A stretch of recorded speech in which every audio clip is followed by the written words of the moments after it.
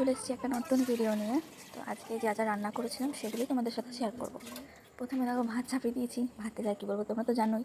তো এখানে বলার কিছু নেই, জল দিয়ে ভাতের সাথে আমি একটা কী করেছি, দুটো লঙ্কা দিয়ে ডালটাকেও ডাল সিদ্ধর মধ্যে ভরে ভাতের সাথে সিদ্ধ করে নিয়েছিলাম। তো এরপর আমি তরকারিটা কেটে নেবো, ভালোভাবে ধুয়ে মুছে কেটে রেখে দিই। ভাতটা হয়ে গেলেই আমি তরকারিটা করবো। আজকের তরকারিটা হবে আলু পটলের ঝোল। পটলের এখন কিন্তু প্রচুর দাম হয়েছে। তো আমি 5টা মতো পটল কেটে নিচ্ছি, ভালো করে ধুয়েও নিচ্ছি, দেখতে থাকো তোমরা।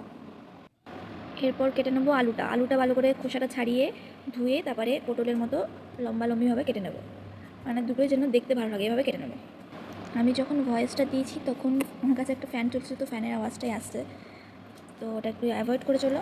এরপর দুটো লঙ্কা ধুয়ে কেটে দিলাম আর একটা পেঁয়াজ কেটে দিলাম। তো সব কিছু কাটাকুটি রেডি হয়ে গেছে এবং ভাতটা দেখে নিই কতটা কি ফুটেছে। ভাতটা ফুটে গেলেই এটা আমি নামিয়ে নেবো। ভাতটা ফুটেই গেছে, এবার আমি ফ্যানটা ঝরিয়ে নেবো। তার আগে আমি ডালের যে কোটোটা দিয়েছিলাম ওটা আমি নামিয়ে নেবো। ডালটা যখন নামিয়ে নিলাম তো ফার্স্টে ডালটাই আমি করে ফেলি। প্রথমে একটা কড়াইয়ে ডালটা ঢেলে দিলাম, সেদ্ধ ডালটা।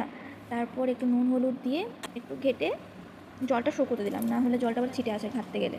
তো ঘেটে নেওয়ার পর 2 টুকরো টমেটো দিয়ে দিলাম। টমেটো দেওয়ার পর ওটাকে ভালো করে ম্যাশ করে নিলাম। প্রথমে ম্যাশ করার পর যখন এরকম টেক্সচার হয়ে যাবে তখন আমি জল ঢেলে দেবো। জল ঢেলে দেওয়ার পর একটু ফুটতে দেবো ডালটাকে। তারপরে ডালটা নামিয়ে ওই কড়াইতেই একটু তেল দিই, তেল দেওয়ার পর কিছুটা জিরে, কাঁচা জিরে দেওয়ার পর ডালটা ফোড়ন দিই। তো চলো, ডালটা তাহলে হয়ে গেল। এরপর আলু পটলের তরকারিটা করতে হবে। প্রথমে কড়াই তেল দিয়ে পটলটাকে ভালো করে নুন হলুদ দিয়ে ভেজে নেবো।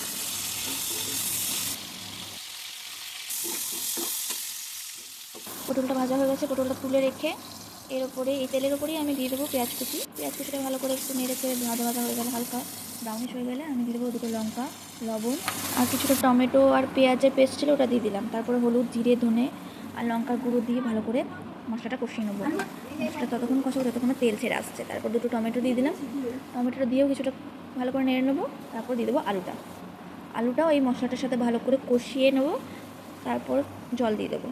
জল দিয়ে দেওয়ার পর একটু নেড়ে চেড়ে আমি এটাকে সেদ্ধ হওয়ার জন্য ঢেকে দেবো। সেদ্ধ প্রায় হয়ে গেছে। মাঝে আমি একটা ক্লিপ নিতে ভুলে গেছি, যেখানে আমি এই পটলটা দিয়েছিলাম, মানে মাঝে একটা সময় পটলটা দিয়ে দিয়েছিলাম। তারপর আবার ঢেকে দিয়ে ঢাকনা খুলে।